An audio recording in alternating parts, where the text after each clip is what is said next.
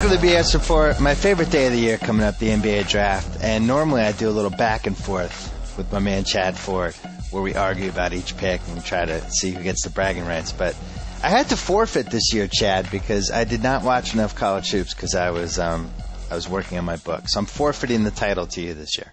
I appreciate that. I accept the title. You will have it for a year. I will be back strong in 2010. I wasn't going to pretend. I'd only seen a few of the guys. And I have some opinions on some of the guys, but not all of them. And it just, I don't know. I could not have matched wits with you this year. You're the champ. Well, I've had it for the last 3 years, so maybe someday you'll win it, Bill. How dare you? You had Odin. You had Odin in 2007. You might have won last year. That's because you got to draft first every year. You might have won last year. I might concede last year, but I did win in 2007. So Tuesday, we're taping this at 2:30 East Coast time. Do you sleep? Do you sleep during draft week? Not much, because between Mike and Mike early in the morning and phone calls, which all happen late at night, and then writing, sometimes 2-3 hours, night of the draft, nothing.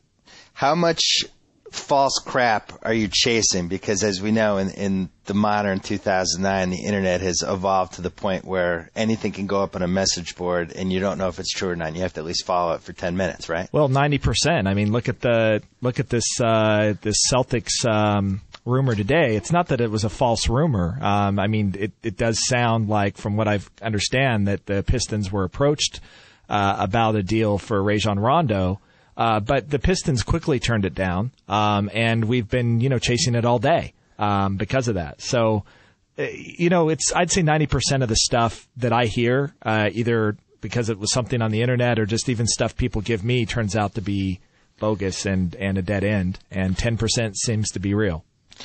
What's interesting to me is that the trades that actually happen never get floated out beforehand. Like for instance, right as we went to tape this today, Richard Jefferson got traded to the Spurs. I did not hear one whisper about that for an entire month. That trade came out of nowhere. It did, and it's we should have put it together because we knew that the Bucks were trying to move Jefferson to clear enough money under the luxury tax to be able to re-sign Charlie Villanueva and Ramon Sessions this summer. Those guys are both restricted free agents, and we knew the Spurs were out there shopping Oberto and Bowen, trying to add another piece so that they could compete for a championship, but we did not put those two teams together. And when it happens, it caught us all a little bit by surprise.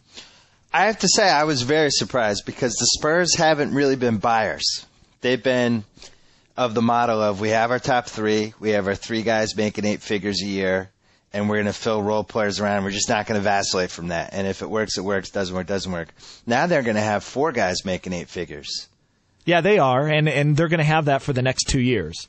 And then Jefferson comes off the books, and Ginobili's off, and they can start over. I mean, this is clearly the Spurs saying, we've got a 2-year window now to try to win another NBA championship. That's probably about right for Tim Duncan. That's probably all he's got left. Yeah. And it's probably all Ginobili's got left.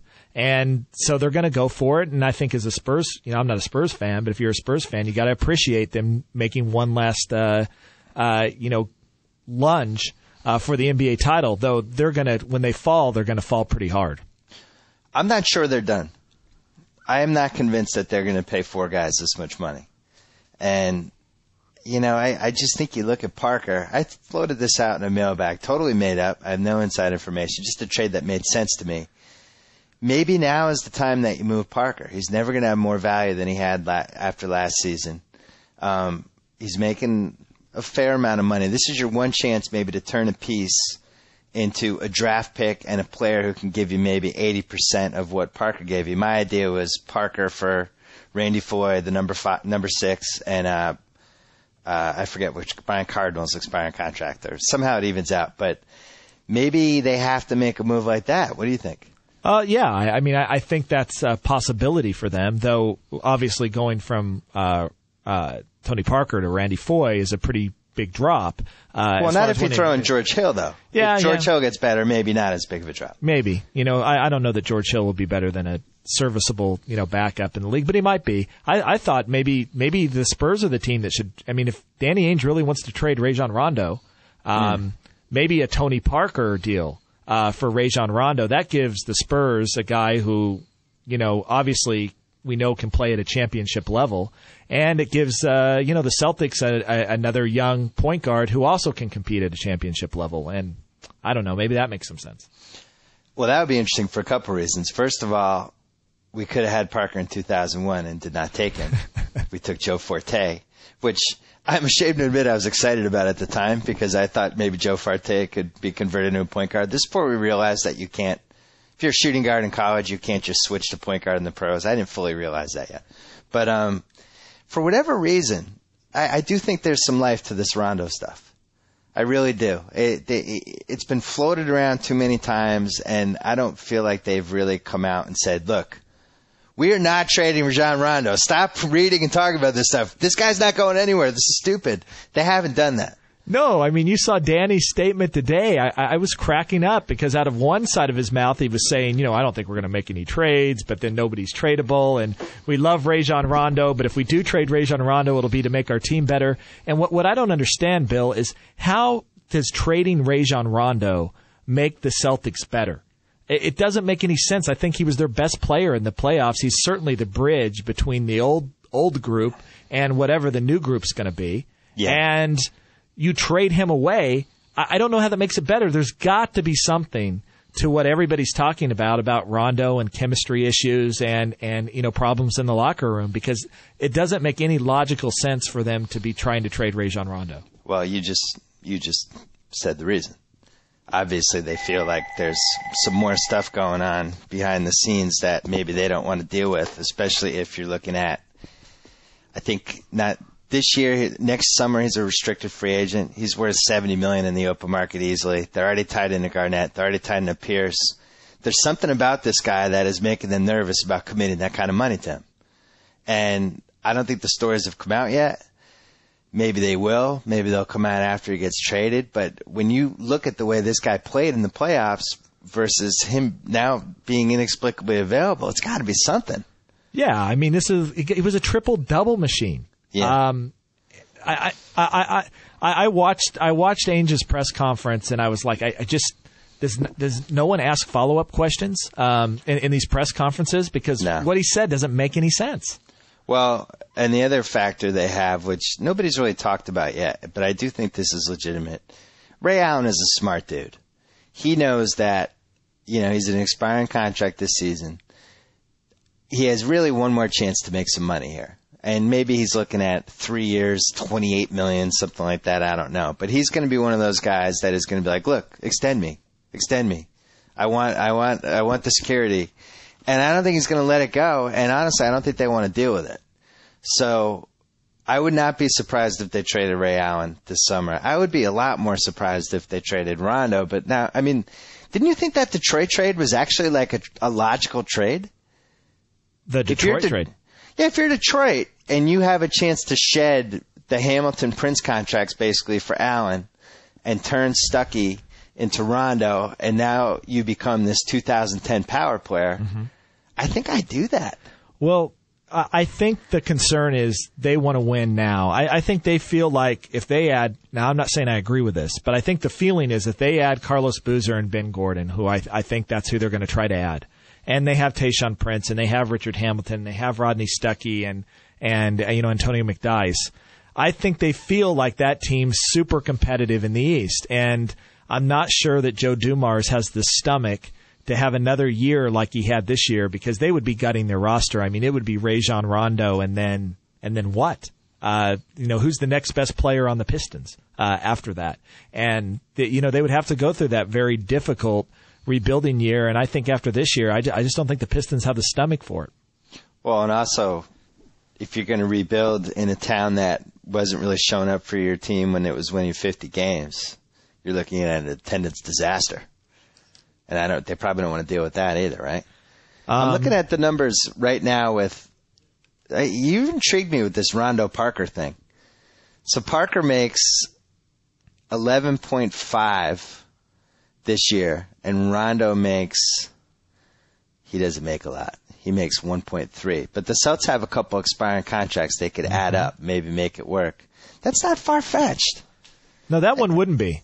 Yeah. And Rondo plays D. I'm not sure how Popovich would handle both Rondo and Ginobili gambling in the backcourt the way both of those guys like to gamble. I mean, it may drive him nuts, but at the same time, it would be absolute havoc out there. And I actually like the Spurs better with Rondo than I do with Parker. And I do think if you're going to trade Rondo, Parker's a legitimate talent to get back in return. So who do you think is the team out of the 30 that has to make a move before the draft on Thursday? That has to make a move? Has to. I think it's the Knicks, because I don't know where the Knicks are going right now. At 8, they're not going to get anybody great. They've got to decide, what are they doing with David Lee and Nate Robinson? Do they just let those guys walk and hope that a great free agent comes in 2010? Or do they start to try to get good now? And would LeBron even come when there's no real talent on this team, unless you consider Danilo Gallinari, a talent? They're in limbo right now, and I think they run the risk of being so mediocre that none of the top free agents, even though it's New York and even though people like to play with D'Antoni, none of the top free agents that actually want to win really want to come there because they're too far away. I have a solution. Okay. Tell me which team doesn't make this trade. You know I'm the master of fake trades. I know. You're good. You're good. You took that title from me. I used to have that title, but that's yours now. Yeah, thank you. The Knicks trade Eddie Curry, Jared Jeffries, and the number 8 pick to the Phoenix Suns for Shaquille O'Neal. Who doesn't make that trade? Oh, wow. Phoenix? Phoenix basically gets the number 8 pick. Yep. And they have to pay Curry and Jeffries through 2011. So, right. And they only have to pay Shaq this year. They don't have to pay Shaq this year. They save about $3 million probably with the trade. They'd probably have to throw in like Orlando Tucker or Jared Dudley or something so they could save a little more money. They'd save like $1 or $2 million. And they'd also have to pay the number 8 pick. So whatever. But if you're the Suns, this is your one chance to maybe get some young talent. Because who is the young talent on this team? It's Barbosa and that's Robin Lopez. That's it. If this was a better draft, I think I could see it, Bill. But at 8, Jrue Holiday, Brandon Jennings, DeMar DeRozan, I'm not sure that any of these guys are going to be players in the league. And they might be. They're all young and have upside, but they did nothing in college. This is a really weak draft. And I would say the 8th pick in this draft is the equivalent of the 18th pick in a normal draft. And then you say, would you do all that and have to pay Eddie Curry and Jared Jeffries, guys who are going to be absolutely useless on your team for the next 2 years, for the 18th pick in the draft? You feel that way about Eddie Curry? Just Come a on. little bit. You don't think he can be redeemed? No. Not a chance? Not a chance. Same trade for Jermaine O'Neal in Miami. Same deal. Actually, I think one of the underreported things that's going on is, Miami's going to have some cap room in 2010. They're going to have Dwayne Wade. They're going to have Michael Beasley. And they've probably got the most attractive free agent destination in the NBA. I mean, maybe the Lakers are better. But, Miami, South Beach, there's a lot of free agents that would love to play in Miami. I think they are a real contender to get Chris Bosh in 2010. So you think they are not buyers or sellers this year, but they are biding their time until next year? They're biding their time, and they moved Marion because they didn't like the free agent market this year. And so they're going to bide their time and try it in 2010. And I think they've got to be fairly confident of all the teams that are going to have cap room. Having Dwayne Wade is going to make them, and being in Miami is going to make them a pretty attractive destination. Here's my counter. Is it that exciting to get Chris Bosh?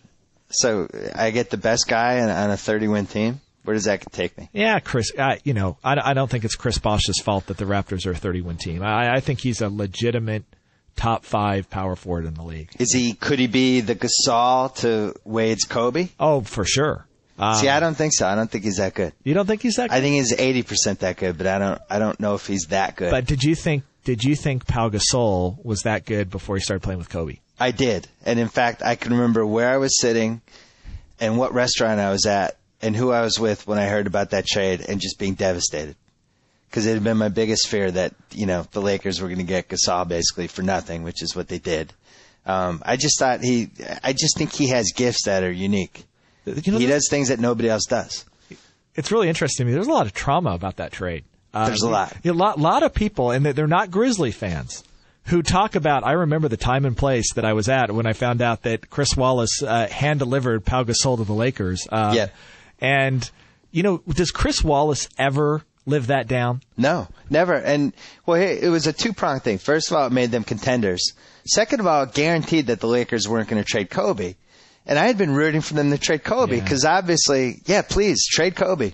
And, you know this better than anyone. That Chicago thing was a lot closer than everyone remembers now. It was real. It was like, I had somebody tell me that there were two separate nights that I think Rob Pelinka, I forget, he wasn't the one who told me, but Rob Pelinka told somebody this, that there were two separate nights that he went to bed thinking in the morning they're going to announce this deal. And each time it didn't happen. But the second time, basically, it was done, except Kobe found out Lil Deng was involved and said, I'm not going to the Bulls and just playing with a crappy team. And they could never kind of figure out how to make it work. But it really was the Lakers were going to trade him. Here's in my mind the two legacies now from Memphis about this Gasol deal. Yep. One, it's going to cost him Ricky Rubio this year. Because Ricky Rubio starts talking to Juan Carlos Navarro. He starts talking to Pau Gasol. They start bad-mouthing Memphis, and he and his family tell his agent Dan Fagan, we're not playing in Memphis. Right. And so it costs them the chance to have the second-best player in this draft. That's the first legacy. The second legacy is that Chris Wallace is so gun-shy now to make a trade where he isn't the overwhelming winner of the trade, that no matter, then this is what a number of GMs tell me when they're dealing with Chris Wallace now, they'll think they have a deal agreed to. And the minute that they think there's a deal in principle, Chris Wallace is going to call back about 30 minutes later and say there needs to be more in the deal. It's almost like if you agreed to the deal, it must be not good enough for me. It must be too good for you. And so now I've got to do it again. And this almost obsession about how other people are gauging this trade. And I feel bad for the guy just because I don't think this was Chris Wallace's idea to give away Pau Gasol. I think it was his owner's, and he took the bullets there. But he's the guy who's been the face and has had to deal with it. Well, you made two mistakes. And first of all, you described somebody who was like the guy that we all have in our fantasy league who you agree to a trade with, and then he backs out after you're like, but wait, I thought we agreed. Yeah. The real problem with this was that he didn't wait till the deadline to trade Gasol. And there were a lot of people who didn't even know, that he was like that ready to deal. Right. And people just thought it was going to happen the week of the deadline. Nobody knew that on, 2 days before the Super Bowl, he was just going to dump the guy for 30 cents. Right. And that's the part I don't think he'll ever live down, because if you're a Grizzlies fan, did your GM do everything he could do to maximize the value of this guy that he obviously wanted to trade? And the answer is no. He didn't. So, and then on top of that, you look at, it's just amazing. Like, you look at that Lakers team, the Ariza thing. I still don't know how they got Ariza for Cook and Evans. The Fisher thing, just like this fluky. When's the last time somebody's just been let out of their contract? Right. And these are basically Kobe's three sidekicks to win this title. So, yeah, I'm still thinking about it. I'm still bummed. Yeah, and I think this Rubio development is the thing that's so interesting, because if you would have told me 2 months ago that Ricky Rubio was going to slide out of the top 4 in the draft, I would have said you're on crack. I mean, it's amazing. This kid is really good. And if you also had told me that Bill Simmons loved an international player at the top of the draft, that would have even shocked me more. I know. In my defense, two things. First of all, and somebody threw this out. I forget where I read it, but I just read it, I think, yesterday, about how, his passing was compared to Maravich Bird and Steve Nash. There you go. It's not like people aren't like, man, his passing has a chance to be as good as these guys. They're like, no, it's there right now. Right. He is that good of a passer. And then, I've written about this before, but the kid's 17. The starting point guard on Spain gets hurt. He goes against Jason Kidd, Darren Williams, and Chris Paul in the gold medal game. Gets hurt halfway through the game, plays left-handed second half of the game, and doesn't kill Spain. That's it. I'm in right there. I want that guy on my team. He's a phenom. And there's something about players like Ricky Rubio. They have an intangible. Something that you can't quite describe or measure in a draft workout, or by checking off, numbers on a form like a lot of teams do. that is so rare when they come along in the draft. And, I'm looking at the Kings saying, okay, they have Beno Udrih as their starting point guard. Yeah. They have a GM who is the guy who drafted Stojakovic, the guy who drafted Turkoglu, who's been one of the more progressive guys in the league as far as this goes. And they're really honestly thinking about taking Tyreke Evans, who I don't think can play a minute of point guard in the NBA, or Jonny Flynn, who actually I like quite a bit, but he's undersized I think Jonny Flynn's a nice pick in the 10 to 15 range, not at 4. And they're going to pass on Rubio because he's skinny. His body's not, he's 18 years old.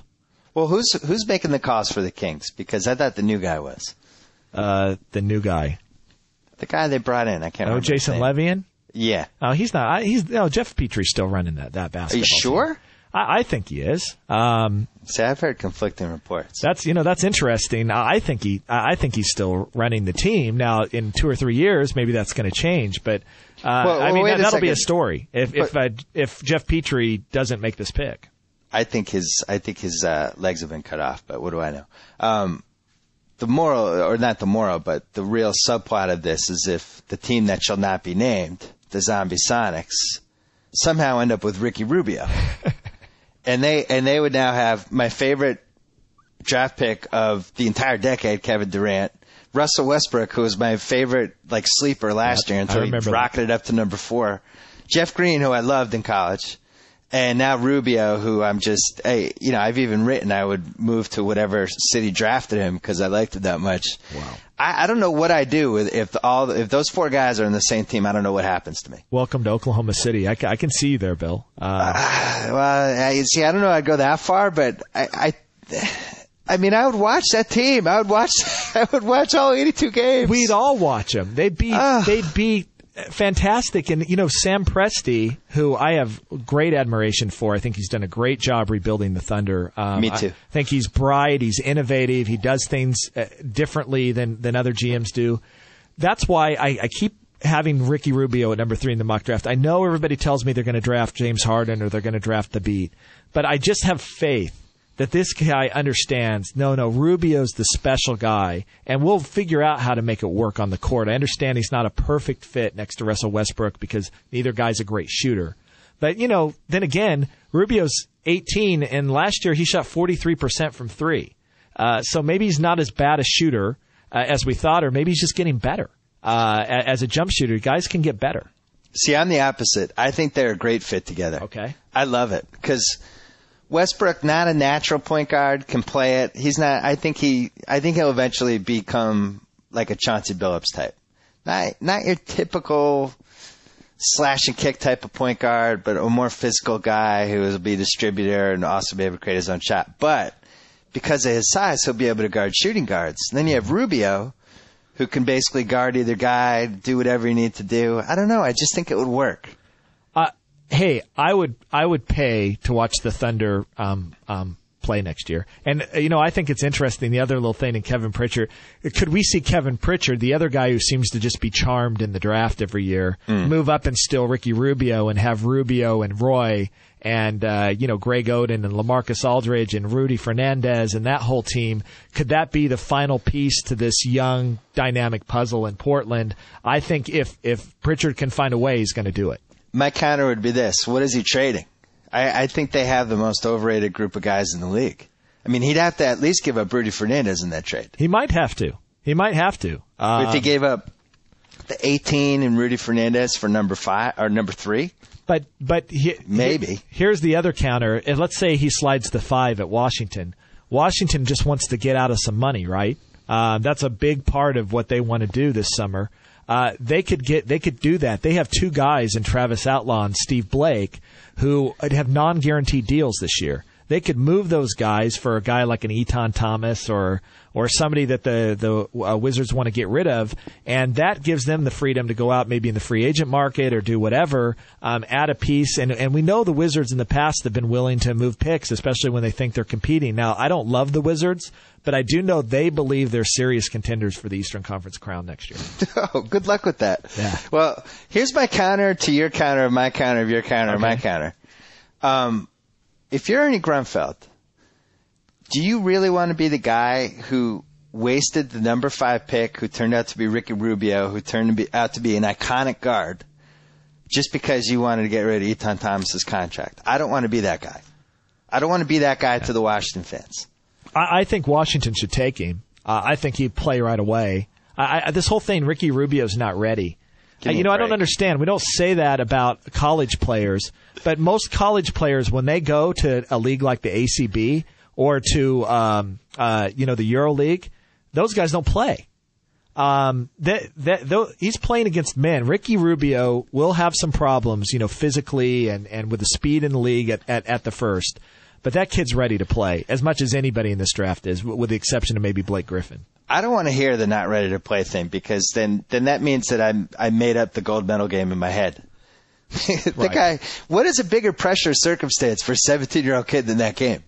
And he played and he came through and he didn't kill him. I mean, he didn't have a great game, but he got hurt halfway through and he still did the job. See, here's the thing, and this happens in the NFL draft all the time. Doesn't happen as often in the NBA draft, but it's something that, we end up talking ourselves into scenarios where even though Ricky Rubio is clearly the second best guy in this draft, we're like, yeah, he might fall to 5. When the actual draft happens, he's not going to fall below 3. He just has more value than anybody else. It would be ridiculous if he fell below 3. I could see maybe Thabeet going ahead of him, but none of these other guys. I just don't see it.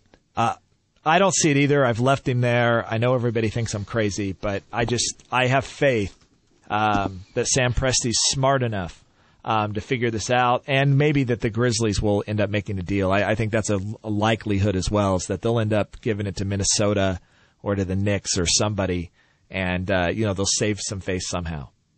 So Minnesota has 6. They have 6, 18, and 28.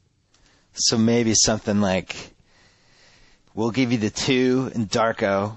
You give us the 6, the 18, and somebody who doesn't make quite as much money as Darko, and we save $1 million there, and then we save a little bit with paying the 6 versus the 2, and I can talk my owner into that. Were you just waiting for an opportunity to bring Darko up in this thing? The over-under was the 22-minute mark. Did we go over? Oh, we went over. Wow. I was waiting. That was exciting. Yeah, I think Darko should move around every year. I think he should be on every team. If we could just get Adam Morrison into this conversation, then we could really get going. What the hell happened to that guy? Hey, I know he blew out his knee. At least there's like a tiny bit of an excuse, but what happened to him mentally? How about this? Adam Morrison and Darko Milicic both have NBA championship rings. It's amazing. So we were right. Yeah, we were right. Those guys won NBA championships. The other guy that I could see the team that should not be named taking is Curry, because so I forget where I read it. Maybe it was you, the Mike Bibby comparison. I like that for him. I don't think he's maybe as natural of a point guard, but the same way he can kind of create 22-footers in traffic and the range and the rise to the occasion stuff. He just kind of fits in with what they have. I won't take credit for that. That's David Thorpe, who's sorry, David Thorpe, making that. But I think David's right. I'm so intrigued by Curry. He has he a little bit like Rubio has this intangible quality. I was in Chicago watching a bunch of prospects work out, and Curry shows up in the gym that day. And when I walk into the gym just felt different. And I walked in, and everybody in the gym was all staring in the same direction, and no one was talking to each other and all this stuff normally going on. It was quiet. It was almost like we were in church, and everyone was just watching Stephen Curry shoot the basketball. And the players, the agents, the coach, everyone. And you couldn't take your eyes off the kid. He's going to figure out a way to be successful. He does have some physical limitations. I think he's going to figure out a way to be successful. He's already, I think, better than anybody in this draft about being able to create space for his shot. That sometimes takes years for guys to learn in the league. And I think he's going to figure out how to be a point guard the same way that Steve Nash figured out over the years how to be a point guard. Steve Nash was not Steve Nash his first few years in the league. And also an intriguing fit with Westbrook, because again, the same thing with Rubio, where Curry can guard the other team's point guard, but kind of shift between shooting guard, point guard, and the offensive end. And then you think about, all right, here's a guy with 28-foot range. And then you have Durant, who has 28-foot range. Holy mackerel. Yeah, that would be amazing. I love that. I think that's the other smart pick for Oklahoma City. I feel bad for the Knicks a little bit. You know, they got on him quickly, and you could definitely see why Mike D'Antoni would love a guy like Stephen Curry. And I think we all would have loved to see Stephen Curry play for Mike D'Antoni. Yeah. But you know, I think everybody over time started to get it that, you know, if the Knicks are so sold on this guy, maybe we should look at him. And he's been great in workouts. And unfortunately, Knicks fans, I don't think you're going to see Stephen Curry wear a Knicks uniform this year. And that's why I don't like what's happening to the NBA draft. Because in the old days, you know, Stephen Curry could fall to 10 or 11 and I could go crazy about it in my column. Oh my God, what are these guys thinking? The same thing last year with Westbrook. Well, Russell Westbrook, number 13. My God, this guy's one of the best guys in the draft. And now it seems like guys fall to where they should fall. And even somebody like Jonny Flynn, who I agree, but a number 4 is a little high, but I do think he will, you know, when everything's said and done, will be one of the top 5 or 6 guys in this draft. That guy's a starting point guard. He's going to be good. But it just seems like guys are settling to the spot where they should settle. That's because everybody reads my column now, Bill. You think that? Well, you know, I do think that there's more information. There's more hyper intelligent information out there, and I don't think teams can just say, "Yeah, we're just going to take this random dude here at number 4, and you guys, you have to trust us." You can't do that anymore. People are too educated. I do think I'm joking about it being me, but I do think I do think the internet has played a big role here. There's way more information about these prospects than there's ever been before. Fans are much more well educated, and you're seeing this in Sacramento right now. There's all sorts of, you know, outraged callers in Sacramento. Why aren't we taking Ricky Rubio? 10 years ago, they wouldn't even known who Ricky Rubio was. Right. To take or to not take. And that's created a different dynamic. And I do think it's created a little bit of the consensus of the masses. My mock draft and others who talk to the GMs in the league and try to compile the general consensus. I think most times the consensus, the mob, opinion is better than any individual opinion. And so I think you start to see those guys kind of rise to the top. At least a really good example in 1998. When Olowokandi famously went first. Right.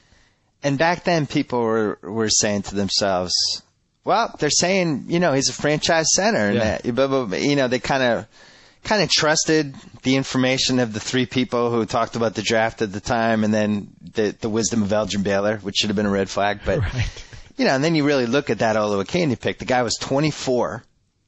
You know, when they picked him, that's a bad sign. He's 24. You are who you are at 24, basically.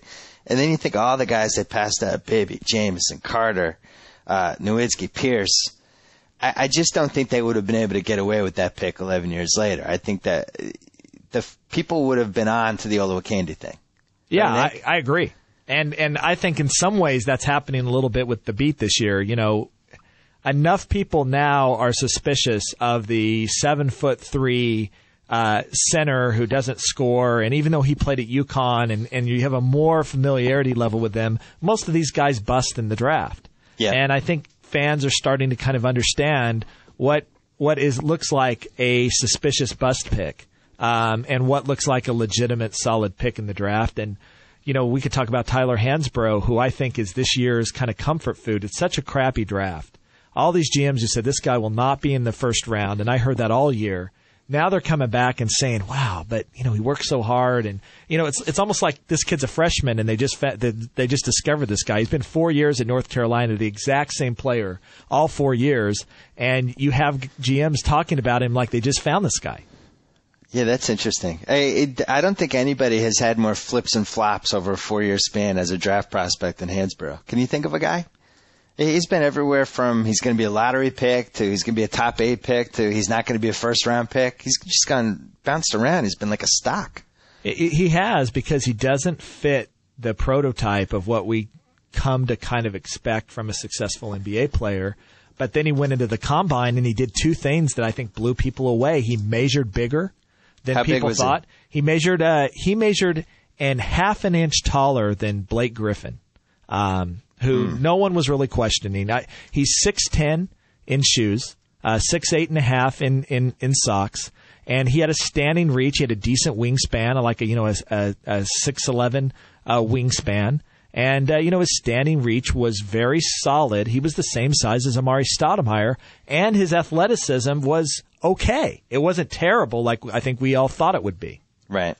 Well, how much of it almost seems like the draft is becoming more simple because teams are now looking at the numbers of the guys in college. And this is something that I think Darryl was one of the first guys who really tried to translate college numbers into what they might look like as a pro. And, it's not rocket science, but if you're going to average 12 rebounds a game in college, there's a good chance you're going to rebound pretty well in the pros. I agree with you, though. This year, there's some strangeness because how do you explain Jrue Holiday? For example, who had a terrible year at UCLA. His numbers don't translate to anything. How do you explain DeMar DeRozan, a guy who, for 2/3 of the season, looked nothing like an NBA prospect until he really started to get hot at the end? You could have Jrue Holiday taken in the top 10, and it will be hard to name the last college player who was drafted in the top 10 that averaged less than 10 points a game that was a guard. I can explain it to you like this. This is the worst draft in 9 years. It stinks. Yeah. There's like 5 good guys in this draft, and that's it. And I think the more people look at these guys compared to everybody else, they start saying stuff like, Tyreke Evans, if he had been moved to point guard earlier, they're rationalizing. The bottom line is these guys didn't do it, Whereas you have guys who I know can do it, like Stephen Curry. I think Rubio can do it. I actually am not 100% against the beat. I just think top 3 is too high. But I think on the right team, surrounded by the right guys, he might block some shots and kind of be an asset. You know what I mean? So you're gonna give Chris Wallace a good grade if he drafts Seth Thabeet on. No, I don't think he should go in the top 6. I'm saying if the Knicks got him at 8, not a bad pick. Like at that point. Can you imagine Knicks fans though with Thabeet? That would be brutal. Well, if you're a Knicks fan and they end up with Jonny Flynn, you're not upset.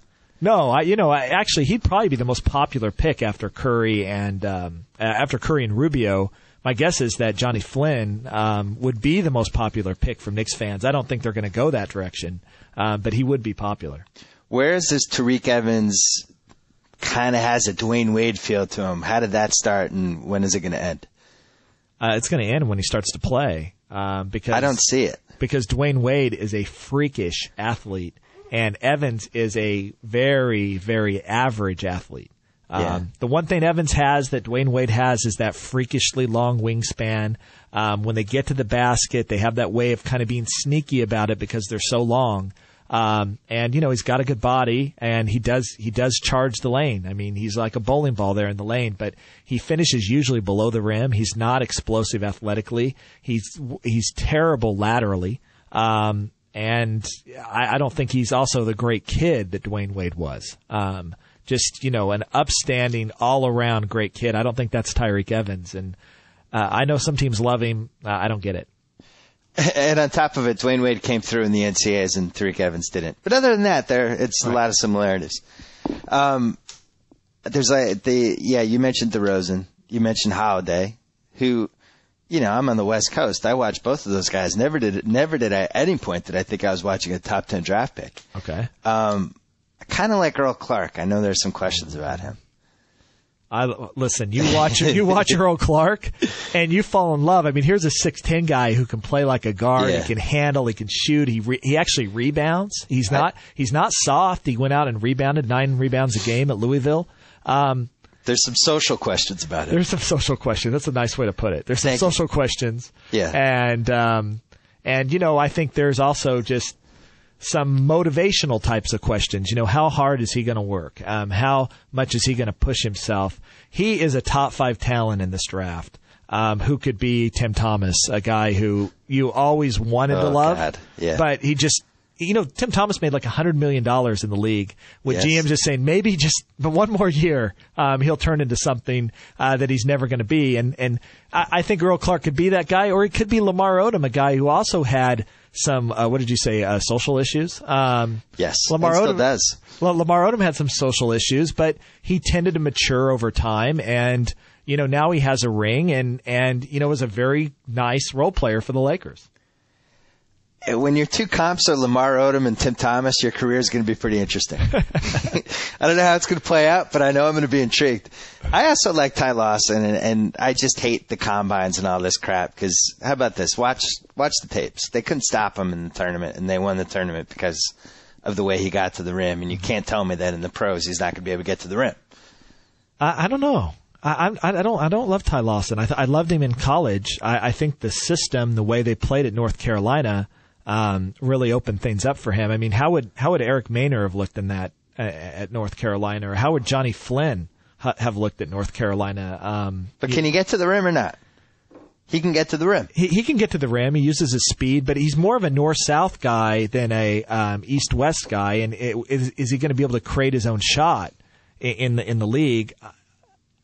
I'm not sold. And the other thing is he's not a great athlete. He finishes again below the rim. I think he's a good prospect. I think there's better guys in the draft. I'm glad we're finally disagreeing about something. This was getting kind of freaky. Yeah, but at this point in the draft, it's almost a crapshoot. Yeah, is he going to be a good backup or a bad backup? Is what we're talking about right now. Yeah, I mean, I guess best case scenario, Aaron Brooks if he develops a 3-point shot.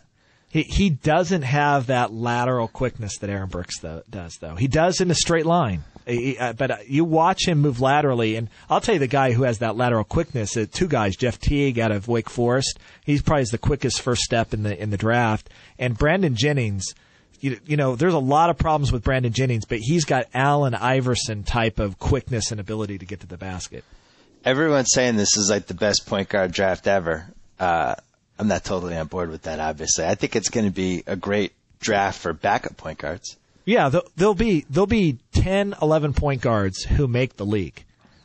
Maybe 2 or 3 of those guys turn into really good kind of quality starting point guards. The rest, I think, will be backups. My guy's Maynor out of VCU. Oh, man, we agree on the same guy. That was my guy. I was mad that he was a first rounder. I thought he was a second round sleeper. I love Maynor. I do too, and he's the guy. He doesn't have a big hole in his game. He does a little bit of everything. All these other point guards you're picking and choosing, they're really strong in some areas, really weak in others. Maynor is solid across the board, and he's got those intangible leadership qualities that I don't think a lot of the other point guards have. I think he's going to be the guy who's going to go. He's going to go. Maybe Indiana takes him at 13, probably more like he's in the late teens, early 20s. And he's going to end up being one of the 2 or 3 best point guards in this draft. I'll give you a term you can start using, Chad. Okay. I got This is a good one. Because you had the same terms you throw out, the freakish and motor, all that stuff. I did Uber Athletic for you a few years Thank you. ago. Here's another one for you. Okay. Maynor has ownership of the position. Ownership of the position. Ownership. He is a real point guard. He is a guy that if we were in a playground game, everyone would all agree this guy is the point guard of one of the teams, and he's going to handle the ball. And I'm not going to say, "Hey, I want to dribble it up this time." This guy's he has ownership of the position.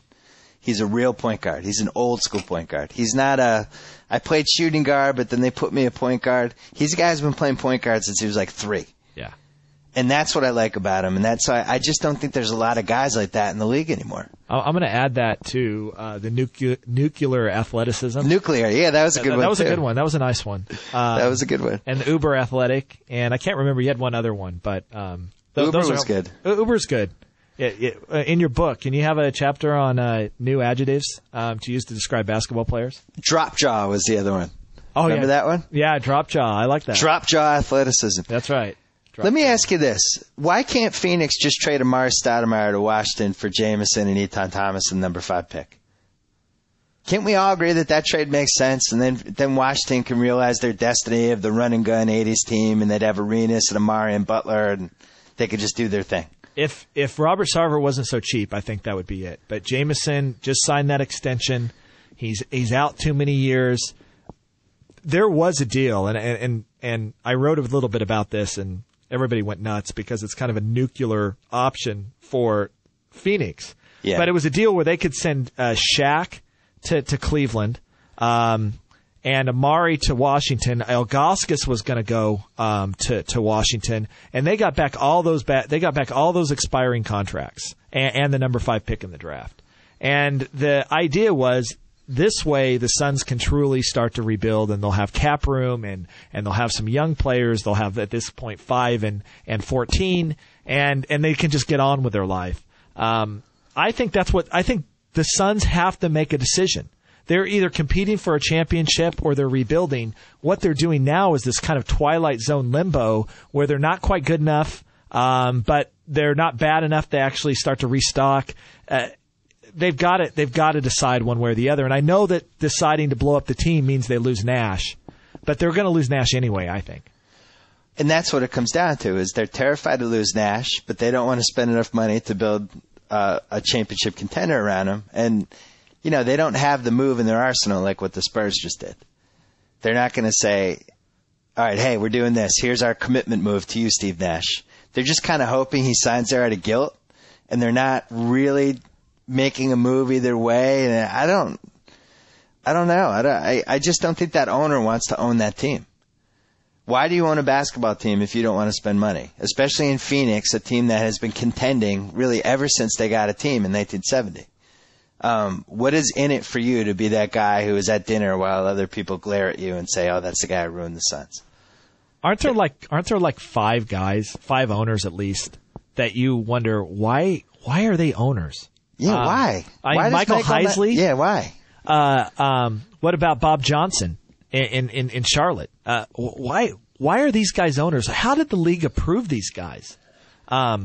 It shouldn't one of the criteria for an NBA owner is that you have so much money that you don't care whether you lose money or not in the NBA? I mean, shouldn't that be a requirement? Well, I think Sarver did have money when he bought the team, and that he quickly just lost it all.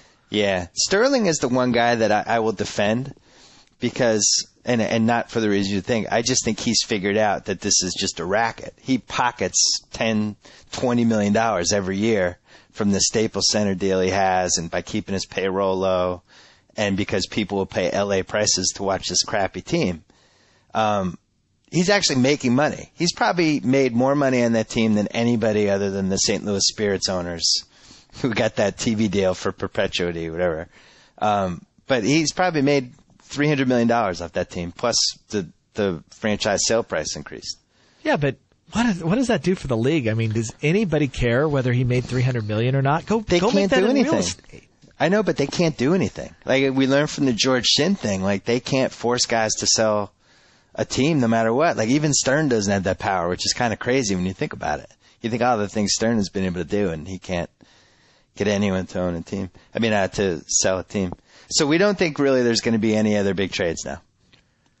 Oh, I think there'll be big trades. I mean, before Thursday. Yeah, I think there's going to be more trades. Clippers? The Clippers are talking to a lot of guys. I think Minnesota has been super active. David Kahn is trying to prove that he was a better GM candidate than you. Has he buttered you up yet? Let's not talk about that. Let's not talk about that. He's a guy who's out there to prove he should have this job. He was under a lot of criticism. A lot of people in the league don't like him. He doesn't deserve the job. What is that? He has less credentials than I do. I may agree with that. I may agree with that. I have to deal with him more than you do. But when he was at the Indiana GM, quote unquote, he was living in Portland. How do you live in another city than where you're allegedly the GM? That was his one credential. They're like, yeah, we hired Indiana's old GM. No, actually, he didn't. Donnie Walsh was still running the team. Wasn't this the final nail in the coffin for Glenn Taylor? I mean, he keeps Kevin McHale on for all of these years. I know. And then when it's finally time to hire a real GM, he has the courage to say no to Stack and Hoiberg because they've been there too long. And I kind of admired that. I mean, that must have been really difficult for him to tell those guys, I'm sorry, we're going a different direction. And then, drumroll please, our new GM is David Kahn, the guy that may be less qualified than Kevin McHale. And who will then get rid of Kevin McHale. Well, you got to give him props on that. But why? I actually thought the team responded to Kevin McHale. I mean, I don't think he was a good GM, but he actually was a half decent coach. It seemed like. Yeah, you liked him. I liked him as a coach, but I did too. You and I would have done the same thing. I mean, you can't, after him being the GM for so many years, you can't come in and start to rebuild that franchise with Kevin McHale and his relationship with the owner and all the other stuff going around you all the time. Yeah, I guess. I just thought McHale, the irony is that McHale would have been an awesome announcer and he would have been an awesome coach and somehow became a GM instead. Yeah. And was a bad one. Although I guess he does get credit for the KG pick, but after that it was we were all downhill. We were talking at lunch. We hope ESPN makes a run at Kevin McHale. I think he'd be a fantastic announcer. I remember thinking when he retired, this guy's the next John Madden. Right. This guy, and if you remember, he was doing local TV in Minnesota for a couple years, and I remember I was at a friend's house who had a satellite, which was like a big deal in like 1994, 95, and McHale was announcing the game, and he was so freaking funny, and it was like, wow, why is this guy on national TV? But maybe that's what will end up happening. I do think it seems like the Clippers are just bound and determined to move either Kaman or Camby. It's going to be one or the other. And they're going to trade, and they're hoping to trade Kaman, but who wants Kaman? Nobody. So they're going to have to trade Camby. And then probably for a dumb trade like Mike Miller or something like that, which would be depressing. We had a classic encounter coming out of the when I went into the Chicago pre-draft combine right there at the hotel.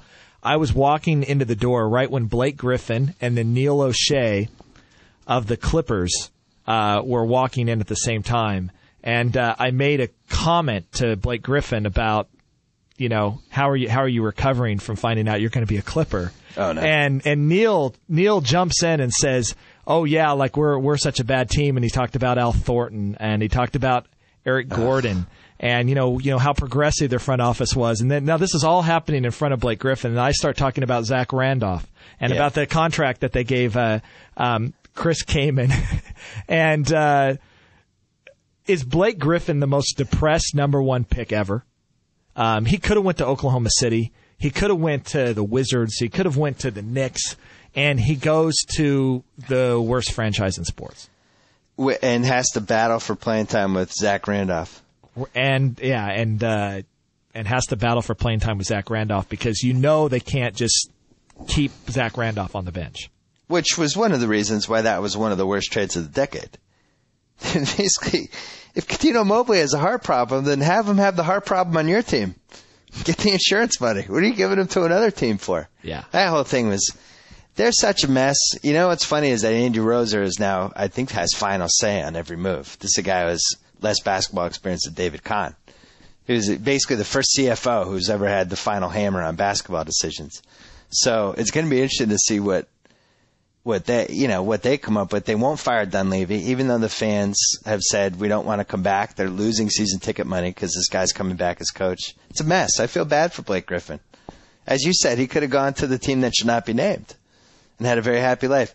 Would you trade, if you're the Clippers, would you trade Griffin, number ones in 2010, 12, and 14 for Durant? Wait, 4 first-round picks? Yeah. And 4 first-round picks for Durant. Yeah. Because I can tell you right now that nobody in L.A. is really that excited about Blake Griffin. He's not selling tickets. They'd screw up. They'd screw up whoever they do it. So why would they do that? If you're the Thunder, would you ask for Blake Griffin plus 3 future number ones for Kevin Durant? Well, see, I wouldn't trade Kevin Durant if I was the Thunder because I believe that Kevin Durant is going to be an MVP in this league. Oh, wow. Oh, what? Oh, this is great. What a moment. I'm applauding. You're applauding. What happened to your man Greg Oden? Because I've been so consistent in my opinion all these years. What happened to your man Greg Oden? The Greg Oden's going to be all right. Is he going to be an MVP? That's not looking that way right now. But I'll give him more than 1 year. It's not looking that way right now. I'm going to Simmons versus Ford, 2007. You find where I say that Kevin Durant isn't a fantastic basketball player. Here's the analogy I use. Taking Kevin Durant is like dating a supermodel. She's hot. Everyone thinks you're cool for being next to her. For a few years, everything is great. But when it's time to settle down, have kids, start a life, she's eyeing younger guys, partying late at night, leaving you in the dust the next time a good thing comes along. Your argument actually was that you just didn't think Durant would stay with the team. That was my argument. Yeah. Which I said he was a hot supermodel. More loyal. He may be more loyal, but we'll see. We'll see. I mean, we don't know that yet. We don't know whether he's going to stay in Oklahoma City. But bringing us back full circle, and I know you have to go and chase down 400 trade rumors. This is another reason to take Rubio. Because if you're Kevin Durant, why would you want to leave Ricky Rubio? Yeah. Here's this guy who was put on earth just to make you better, just to create wide open shots for you and dunks on fast breaks. This is the single most fun guy in the league to play with, probably for the next 10 years. Now that Nash is kind of on his way out, can you think of anyone else who would be this fun to play with? No, and that's a really good point, because Sam Presti and Danny Ferry both came out of the Spurs, GM mill.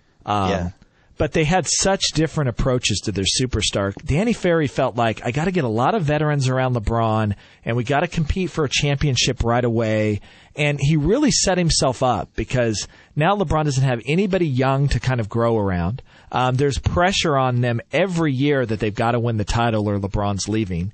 And now these guys are getting older. They're the Cavs are in real trouble, because it is going to be hard for LeBron to look at Cleveland and really come up with good reasons to stay there, other than it's his hometown, and he certainly would break the hearts of Cavs fans everywhere if he stayed. He will have better options. Sam Presti seems to kind of understand, I need to surround Kevin Durant with young talent they can grow together.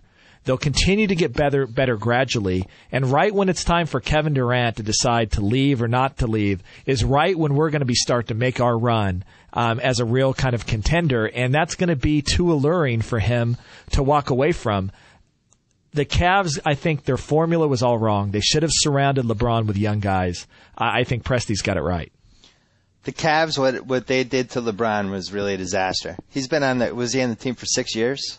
Yeah, it's hard to believe, but yeah, it's 6 years. They did all these different things to try to find him that Pippen type of guy. And now we're heading into year 7, still hasn't happened. And I think you're right. I think, let's say they get knocked out in round 2 next year. He's gone. He leaves. It's for basketball reasons he should. I know there's other emotional reasons, but yeah, for basketball reasons, I think LeBron should leave, because I don't see a future in Cleveland. If Mo Williams is your second best young player, I don't see a future in Cleveland. And this is why last February was such a tragedy, and then they had that Serbiak contract. Here's your one chance to basically get this guy for free, a wingman. Maybe not a Pippen type, but somebody that you can go to war with, And whether it was Antoine Jameson, Richard Jefferson, Vince Carter, Shaq, whoever, somebody, get him a body.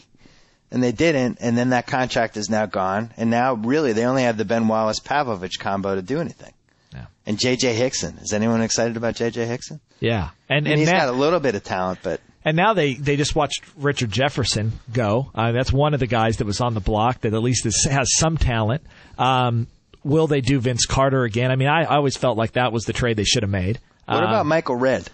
Well, he's coming off, ACL surgery right now. Yeah, but do you roll the dice with a Ben Wallace for Michael Redd and just kind of hope he gets healthy? I'll tell you what, the Bucks would do that in a heartbeat, because I don't know that we even know yet. When players are older, like Michael Redd is, and they start to have those injuries, it's not like, Amari Stoudemire bouncing back in day one. It takes a little bit longer, and that could be a huge risk. But again, it's an old player.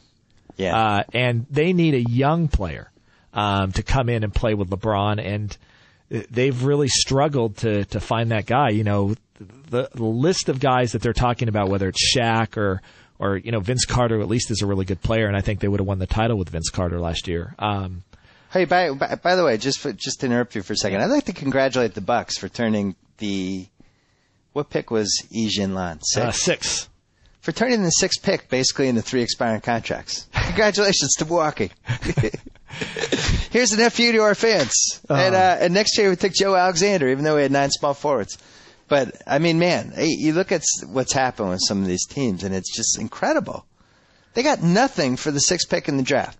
They gave it away. Unbelievable. They gave it away. And we learned a valuable lesson. Don't judge a guy by his workout against a chair. That's true.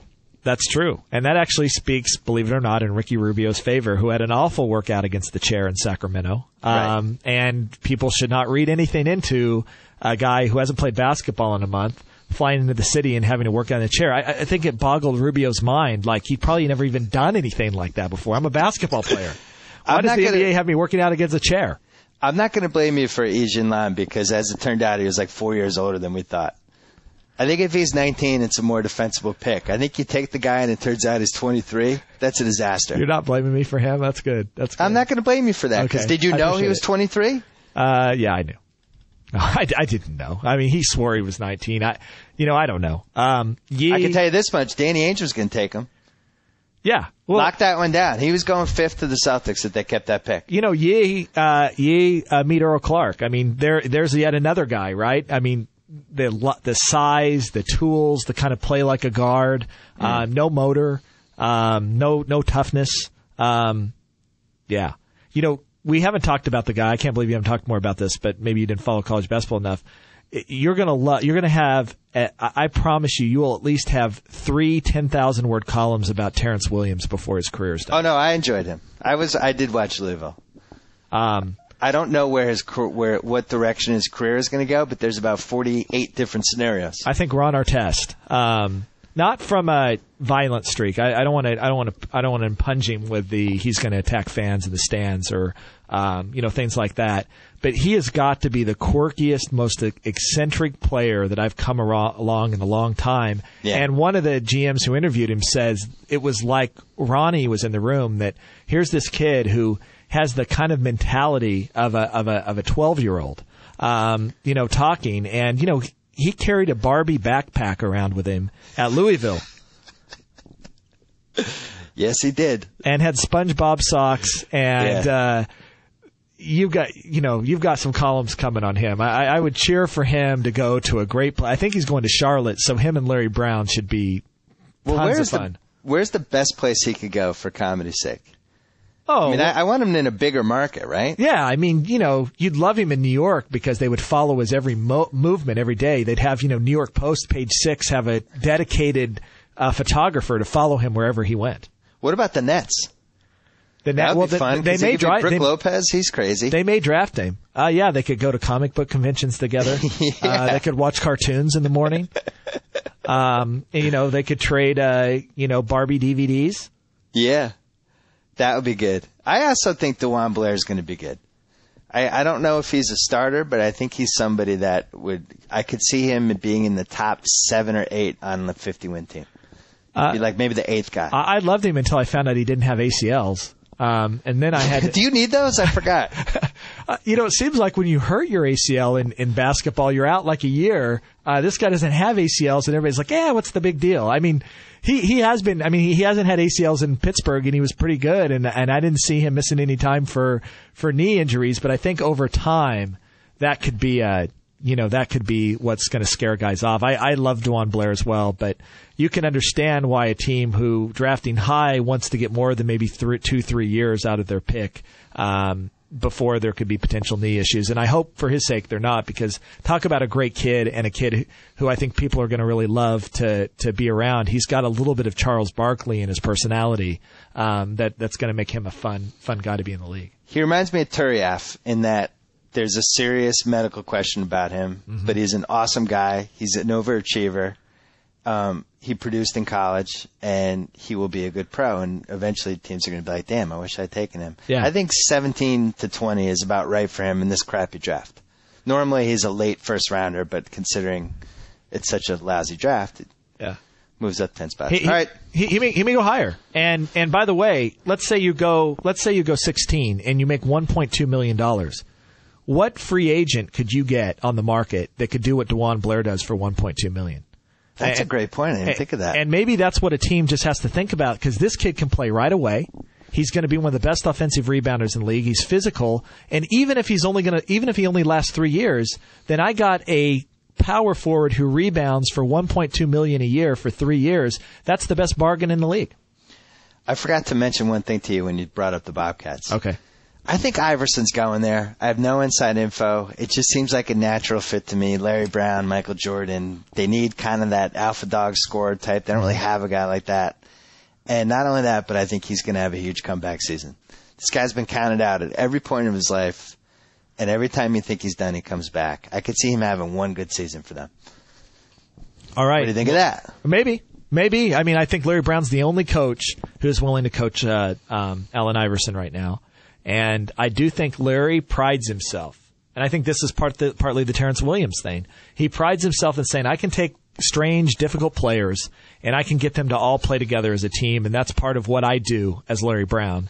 And so I could definitely see the appeal that he would have of being the guy who gets Allen Iverson back on track in his career, but he better only give him a 1 or 2 year deal. They sign Iverson. They draft Terrence Williams with the guys that they had last year. It's a pretty interesting team. Yeah, playoff team probably. Yeah, playoff team. And, let's just pray Michael Jordan doesn't give Iverson $80 million to do it. All right, Chad Ford, enjoy your 2009 title. My book is done, and I will be watching a ton of college hoops next year, and I will be back to reclaim it in 2010. All right, 2010, I'll be ready. And we will check for you on ESPN.com, ESPN News, ESPN, ESPN2, every other ESPN channel we have. The Ocho. The Ocho, okay. All right, take care. Bye. Target percent off. Whoa! Thank you for downloading the B.S. Report with Bill Simmons. Too much fun. Check out more podcasts at the iTunes Music Store or at Pod Center at ESPNRadio.com. Peace out. That concludes, ends, finishes, wraps up another B.S. Report. With all the talk about baseball, the upcoming football season, and hockey playoffs, Bill Simmons neglected to mention something which frankly cannot go unstated. Okay, here goes. For a limited time, hurry into Subway and enjoy the new Tuscan Chicken Melt. Lovely seasoned chicken, melted bubbly cheese with olive vinaigrette, piled so high with the crisp veggies you love on your choice of freshly baked bread. All that deliciousness with 9 grams of fat. It's part of a fresh fit meal.